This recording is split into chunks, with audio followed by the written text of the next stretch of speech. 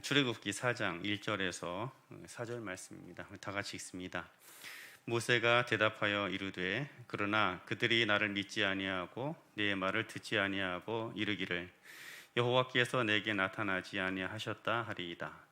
여호와께서 그에게 이르시되 내 손에 있는 것이 무엇이냐? 그가 이르되 지팡이니이다. 여호와께서 이르시되 그것을 땅에 던지라 하시매 곧 땅에 던지니 그것이 뱀이 된지라. 모세가 뱀 앞에서 피하매 여호와께서 모세에게 이르시되 내 손을 내밀어 그 꼬리를 잡으라. 그가 손을 내밀어 그것을 잡으니 그의 손에서 지팡이가 된지라. 아멘. 출애굽기 4장 1절에서 4절입니다. 말씀 모세의 지팡이라는 말씀의 제목입니다. 누군가 어떤 삶의 근황을 물을 때가 있죠. 요즘 어떻게 지내느냐, 요즘 상황이 좀 어떻습니까? 물어볼 때가 있고 물어볼 때가 있습니다. 그런 상황에 때로 말 한마디면 충분한 경우가 있습니다. 어떻게 지내고 있다, 또 무엇을 하고 있다, 나의 삶의 처지나 내 현재 서 있는 모습을 그렇게 간단하게 설명할 수 있는 경우가 있습니다. 모세에게 있어서는 지팡이가 바로 그 예가 될 것입니다. 모세가 어느 날 장인 이드로의 양떼를 몰았습니다. 그러다가 이제 그 하나님의 산 호렙산이죠. 거기에 도착을 합니다. 근데 그곳에서 아주 놀라운 광경을 목격하게 됩니다. 떨기나무에 불이 붙어 있는 것입니다. 떨기나무에 불이 붙는다라는 것은 광야에서 아주 흔한 일은 아니지만 그래도 간간히 볼 수 있는 그런 장면입니다.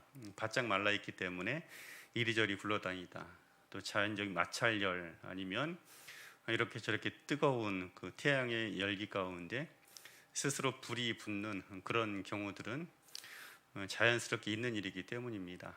그래서 어느 날 갑자기 굴러다니던 관목 아니면 바짝 말라 있는 떨기나무에서 불이 펑 하고 붙는 경우들은 충분히 가능한 것입니다. 모세는 아마 그 미디안 광야에서 그런 경우들을 자주는 못 보았어도 간간히 보긴 했을 것입니다. 그리고 양을 치는 목자들의 상식에 그런 것들은 여러 차례 경험으로 했고 충분히 있을 수 있을 것이다 생각할 수 있겠죠. 그런데 어느 날 그와 같은 일이 또다시 일어났습니다. 그런데 놀라운 것은 불은 붙긴 붙었는데 그 불이 사라지지 않더라 하는 것이죠. 마른 건풀이나 마른 그 초목 같은 경우는 불이 붙으면 초기 화력은 좋지만 얼마 가지 않아서 금방 다 불살라 없어지는 것이 원래 상식입니다. 그런데 오래가도록 지나도 그 불꽃이 사라지지 않는 거죠. 그러니까 모세가 신기했던 것입니다. 도대체 이게 무슨 조화냐, 어떻게 해서 저 관목에 불이 붙었는데 오랫도록 없어지지 않을까, 그 궁금해서 그 떨기나무, 말하자면 불이 붙어 있는 떨기나무를 향해 걸어가게 됩니다. 바로 그 불꽃 현장 속에서 말이 되지 않는 이상한, 상식적으로 맞지 않는 그 현장 속에서 모세가 하나님을 만나게 되었습니다. 우리가 그 하나님을 만나게 되는 과정도 보면 참 재미있습니다. 어떤 경우는 지극히 당연한 그 정상적인 과정이라고 표현해릴까요? 예배를 하거나 기도를 하거나 말씀이 있다가 하나님 만나는 경우가 있습니다. 그런데 어떤 경우는 정말 말이 되지 않는 상황, 상식적으로 도저히 납득이 되지 않는 그런 상황이 있습니다. 그때의 그런 순간을 통해서 하나님께서 우리들을 만나 주시기도 한다, 또 우리가 또 주를 만나기도 한다라는 것을 보여주기도 합니다. 모세 같은 경우는 그 하나님과의 만남이 지극히 비상식적인 환경과 조건 속에서 하나님을 만나게 된 것입니다. 우리들이 살아가는 환경, 우리가 서 있는 삶의 위치가 어떤 경우는 정상적으로 순풍에 돛달고 나가는 것처럼 그렇게 될 수 있습니다.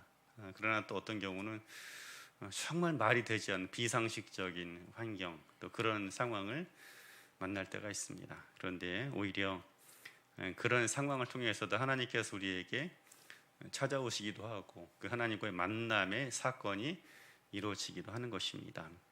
성경에서 말하는 가장 그 위대한 종 중에 하나가 바로 모세죠. 모세에 대해서 하나님께서 말씀하시기를 모세 같은 사람은, 특별히 모세의 온유함은 그 지변에 있는 모든 사람들보다 가장 탁월하다라고 이야기를 합니다.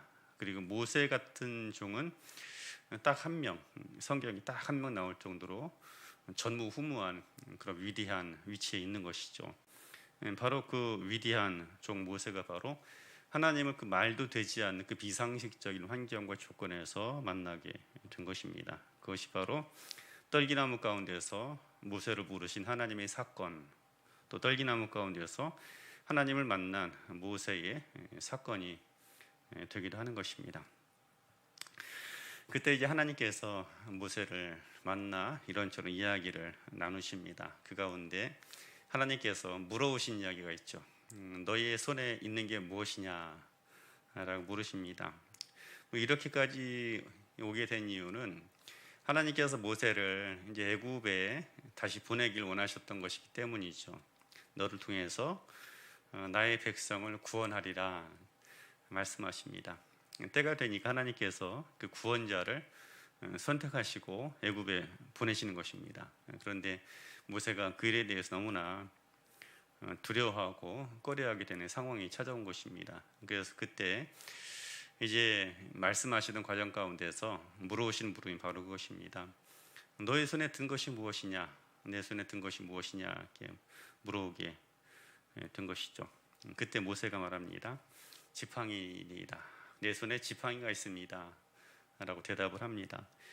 이것은 모세의 현재 상황, 현재의 조건, 모세의 현재 그 상태를 가장 완벽하게 보여주는 그런 이야기일 것입니다. 당연히 양을 치는 목자이기 때문에 그 손에는 양을 치는 목자의 막대기가 들려있는 것은 당연한 것입니다. 그래서 내가 지금 양을 치고 있습니다. 양치기입니다. 라는 그런 말이기도 합니다. 그러나 또 한편으로는 말라 비틀어져 있는 그 모세의 지팡이는 모세의 어떤 무기력함, 무능함, 또 소망 없는, 희망이 없는 상태를 그대로 보여주고 있는 것입니다.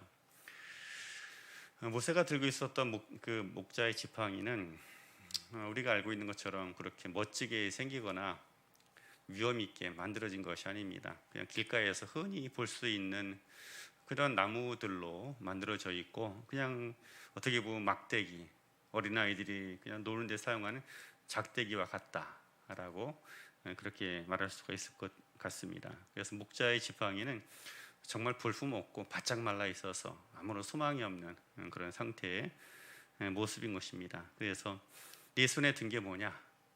네 상황이 지금 어떠하냐 하면 모세는 자기 손에 들려있는 목자의 지팡이 하나 딱 보여주면 자신의 상황에 대해서 그리 긴 말이 필요 없이 정확하게 표현이 가능한 것입니다. 그런데 우리가 아는 것처럼 이 모세의 지팡이는 모세의 지팡이로 끝나지 않습니다. 그 성경 읽다 보면 나중에 모세가 애굽으로 가게 됩니다. 그때의 상황은 이렇게 설명하죠. 그때 모세가 그 손에 하나님의 지팡이를 들었더라라고 고백을 합니다. 얼마 전까지만 해도 그것은 모세가 들고 있었던 바짝 마른 지팡이요 막대기였고 아무런 희망 없고 소망 없는 무기력, 무능, 절망의 상징이었을 것입니다.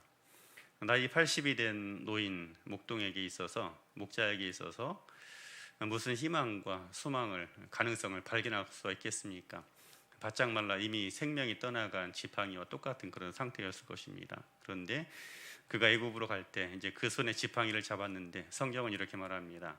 그것이 바로 하나님의 지팡이였더라라는 것입니다. 모세가 들고 있는 지팡이와 하나님의 지팡이는 완전히 다른 것입니다. 왜냐하면 그 하나님께서 그 모세의 지팡이를 통해서 어떤 일을 행하셨습니까? 그 지팡이가 가리키는 것이 바로 이스라엘 백성들이 나아가야만 하는 길이었고, 그 지팡이로 홍해를 가르기도 했으며, 그 지팡이로 애굽의 그 왕, 애굽의 바로의 손에 들려 있는 왕의 규, 왕의 홀이 있습니다. 그것보다 더 큰 권능을 행했던 것입니다. 말하자면 하나님의 권능의 상징, 하나님의 능력의 상징, 하나님의 인도의 상징이 바로 모세의 손에 있었던 하나님의 지팡이가 된 것입니다. 말하자면 똑같은 사람이었고 똑같은 지팡이였습니다. 하나님께서 그 모세를 애굽에 보낼 때 모세가 갑자기 젊어져서 40대 나이로 돌아간 것도 아닙니다. 그리고 또 모세가 들고 있었던 그 지팡이가 금이나 은이나 다른 재질로 변화된 것도 아니에요. 똑같은 사람이 그냥 늘상적으로 붙잡고 있었던 똑같은 지팡이를 들고 애굽으로 갔던 것입니다. 그런데 놀랍게도 그 대반전의 역사가 바로 그 지팡이에 나타나게 되었던 것입니다. 오늘 우리가 살펴보고자 하는 것이 바로 이것입니다. 우리는 가끔 우리 어떤 상황과 조건에 희망을 걸기 시작합니다. 내 상황이 좋아지면 모든 것들이, 모든 상황이 내가 원하는 대로 흘러가면 앞으로 미래가 좋을 것이다, 아니면 정말 좋은 일들이 많이 일어날 것이다 라는 생각을 하고 예상을 많이 합니다. 상식에 맞는 이야기죠. 상황이 좋으면, 말하자면 주식으로 이야기하면 빨간불이 켜지면 주식은 상승하는 거죠. 그래서 모든 것이 이제 수입이 높아지고 형통해지는 상황으로 볼 수가 있는 것입니다. 이처럼 조건이 열리고 환경이 열리면 내 미래도 밝을 것이다 라고 생각하는 것이 일반적인 상식인 것입니다. 그런데 하나님의 사건은 그 모든 것들을 초월한다라는 것을 말씀을 하고 있는 것이죠. 가장 절망적인 시기에 하나님께서 모세에게 찾아오셨고, 그리고 더 나아가서 가장 무능력하고 무기력했던 상징인 그 모세의 지팡이를 통해서 하나님께서는 대반전의 역사를 써내려 가시게 된 사건인 것입니다. 우리 삶 속에서 여러분, 하나님 능히 그런 일을 행하실 수 있습니다. 그리고 놀랍게도 하나님께서는 그 하나님의 거룩한 나라, 이 세상의 그 어떤 나라보다도 강력하고 완전한 하나님의 나라를 바로 그 무기력하고 무능하고 실패한 자리, 더 이상 가능성이 없는 그 자리에서 시작하신 것입니다. 인류 역사상 가장 큰 대반전의 사건은 바로 십자가 아니겠습니까? 생각만 해도 끔찍하고, 또 더 나가서 쳐다만 봐도 소름에 끼치는 것이 바로 죽음의 형틀인 십자가인 것입니다. 높이 달린 갈보리 언덕의 십자가는 바라보는 사람마다 진저리를 치게 만들었고 쳐다보기도 싫게 만들었습니다. 고통 속에서 몇 날 며칠을 울부짖으며 죽어하고, 사람이 아직 숨이 붙어 있는데도 까마귀가 와서 그의 눈을 파먹기도 하고 그 매달려 있는 죄인의 살을 뜯어먹습니다. 그런 처참한 광경이 몇 날 며칠 동안 지속되는 것입니다. 바라보는 사람마다 무섭고 두렵고 공포에 떨었을 것입니다. 그래서 쳐다보는 것을 고사하고 상상하는 것조차도 싫은 것이 바로 십자가죠. 그리고 예수님 당시에 많은 사람들이 아마 그들의 정상적이라면 일가 친척 중에 한 명쯤은 십자가와 비슷한, 아니면 십자가에 처형을 당한 그런 경험들이 있었을 것입니다. 로마의 말하자면 잔혹한 통치 아래 많은 사람들이 그런 죽임을 당했기 때문이죠. 그래서 십자가는 각 가정마다 상상하기도 싫고 생각하기도 싫은 그런 사건일 것입니다. 그런데 그 놀랍게도 그 십자가에서 놀라운 반전의 사건이 일어났습니다. 사람들의 죄가 바로 십자가에 해결이 된 것입니다.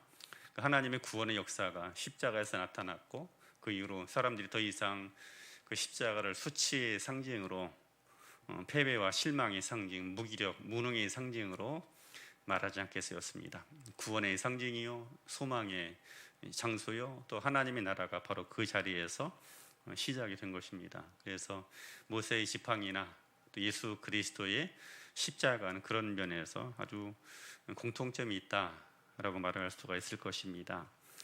하나님께서 모세의 지팡이를 그렇게 위대한 반전의 도구로 사용하셨던 것처럼, 또 예수님께서 달리셨던 십자가를 그렇게 위대한 반전의 도구로 하나님의 사건을 사용하셨던 것처럼, 우리의 삶도, 우리의 상황도 능히 그렇게 하나님은 새롭게 하실 수 있는 것입니다.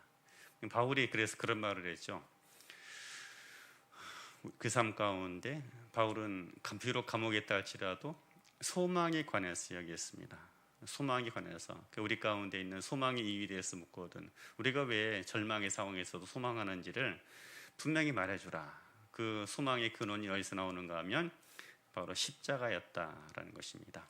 가장 완벽한 실패, 가장 완전한 무능함, 말이 안 되죠. 완전한 무능함이라는 건 이처럼 말이 안 되는 상황, 정말 앞이 한치도 보이지 않는 칠흑같이 어두운 상황이 바로 예수님의 십자가였던 것입니다. 그리고 모세의 지팡이와 비슷하다라는 것이죠.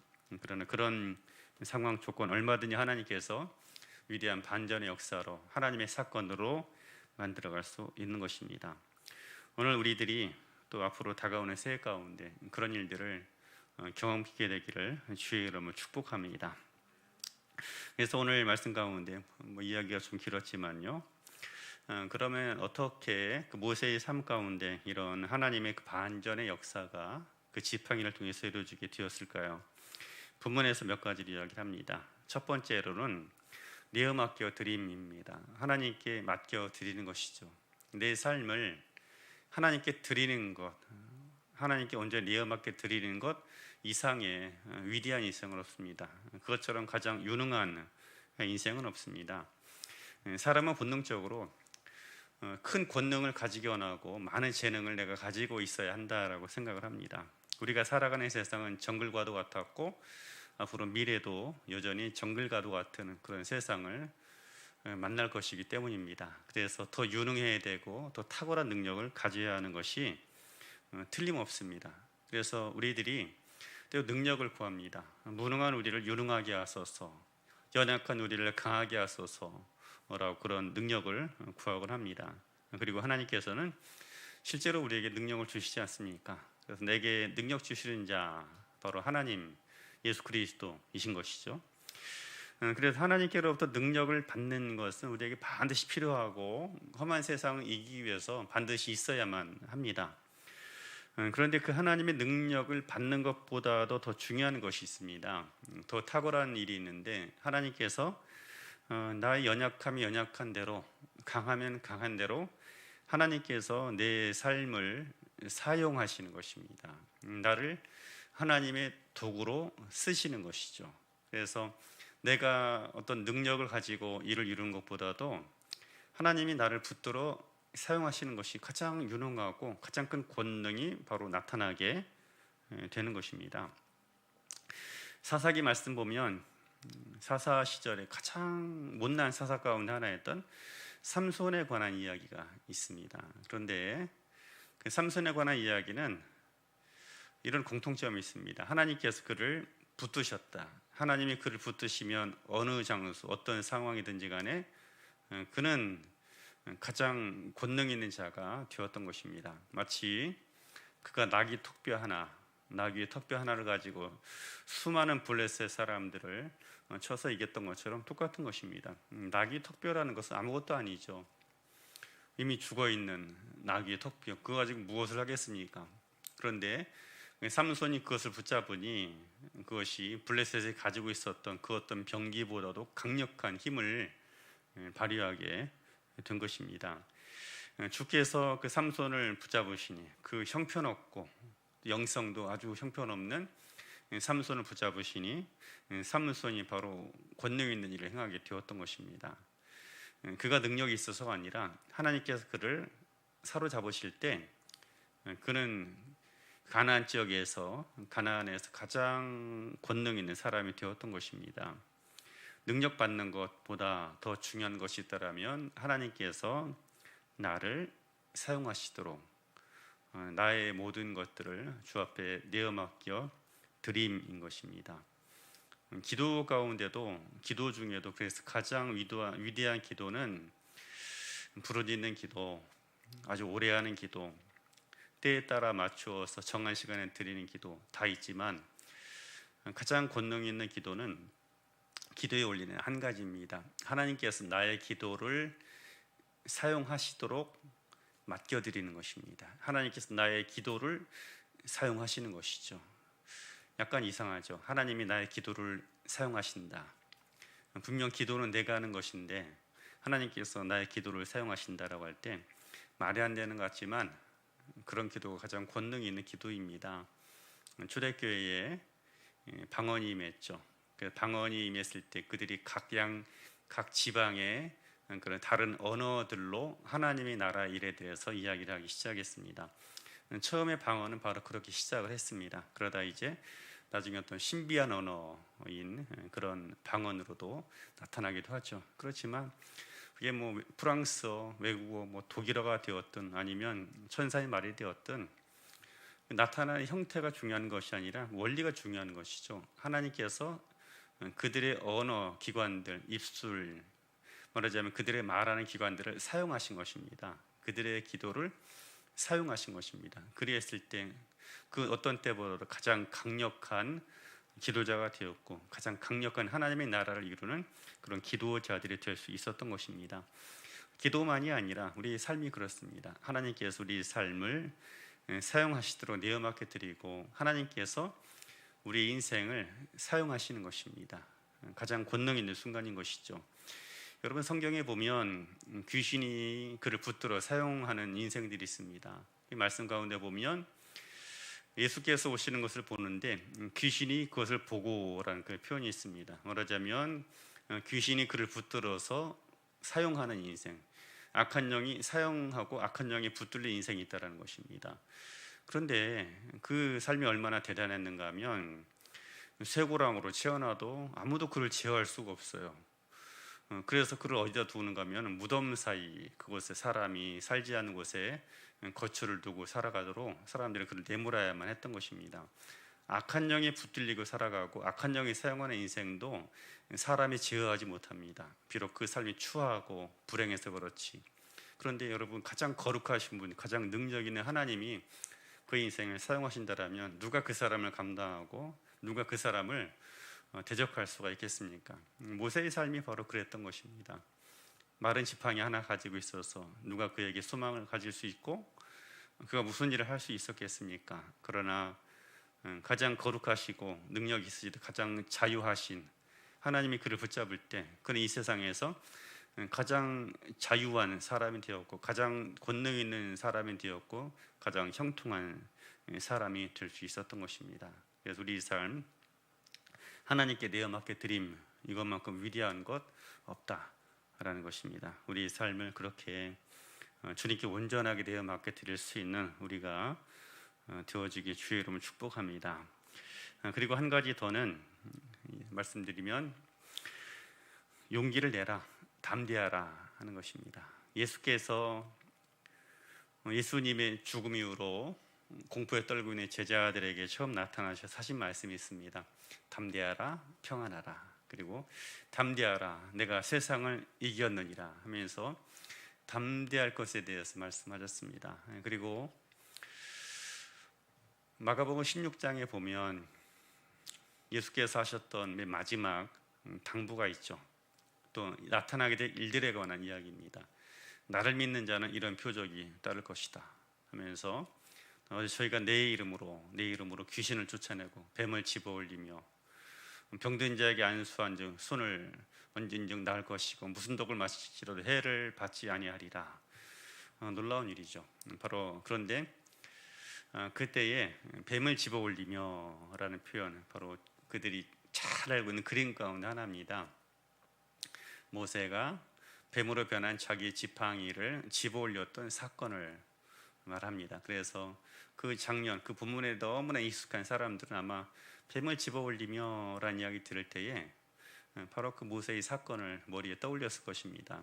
그리고 뱀이라는 것은 사실 또 사탄을 상징하지 않습니까? 그래서 사탄을 제압하게 될 것이다 라는 이야기입니다. 그런데 본문에 보면 뱀을 집어올리는데 어떻게 집어올리는가 하면 그 꼬리를 잡으라 합니다. 모세가 두려워하죠. 근데 하나님께서 꼬리를 잡으라 합니다. 담대하라는 것입니다.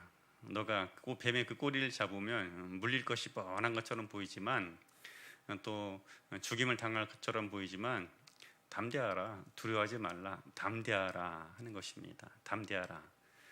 주께서 우리에게 요구하시는 것은 바로 그것입니다. 담대하고 용감하게 내가 걸어가야 할 길을 걸어가라 하는 것입니다. 진리의 길은 어떻게 걸어가는 것이냐? 담대하고 용기 있게 걸어가는 것입니다. 내가 가는 길이 주님께서 함께 하시는 길이라면, 또 주님께서 보내신 길이라면 우리가 해야 할 삶의 태도는 한 가지입니다. 담대해지는 것입니다. 용기 있고 용맹하게 그 길을 걸어가시는 것입니다. 왜냐하면 주님께서 보내신 길이란 반드시 거기에는 하나님의 사건이 기다리고 있기 때문인 것이죠. 그래서 하나님은 오늘 모세에게 말씀하십니다. 너 지팡이를 한번 땅에 던져봐라. 그랬더니 뱀으로 변합니다. 그랬더니 뱀으로 변한 그 지팡이를 잡으라. 그런데 꼬리부터 잡으라 하십니다. 모세가 두려워하죠. 그래 잡으라 해서 잡았더니 그것이 다시 지팡이로 변하게 됩니다. 말하자면 하나님께서 모세에게 담대하라, 용기를 내라.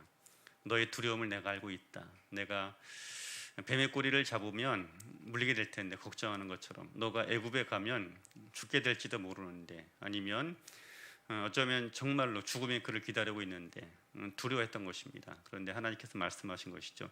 두려워하지 말라, 용기를 내라, 담대하라. 내가 함께 할 것이고 내가 너 앞서갈 것이고 내가 늘 너와 동행하리라 말씀하고 계시는 것입니다. 우리 삶 속에 필요한 건 근거 없는 자신감, 근거 없는 용기가 아닙니다.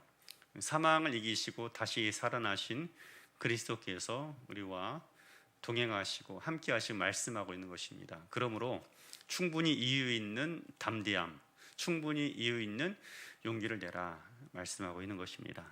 그런 용기 있는 담대한 발걸음이 바로 하나님의 대반전의 역사를 경험하게 되고 하나님의 사건을 만들어가게 되는 것입니다. 오늘 우리 삶 속에서 그 하나님의 일들을 우리가 경험하고 다가오는 새해 가운데 그 놀라운 하나님의 축복의 사건들을 만들어갈 수 있는 모두가 되어지길 주의 이름으로 축복합니다.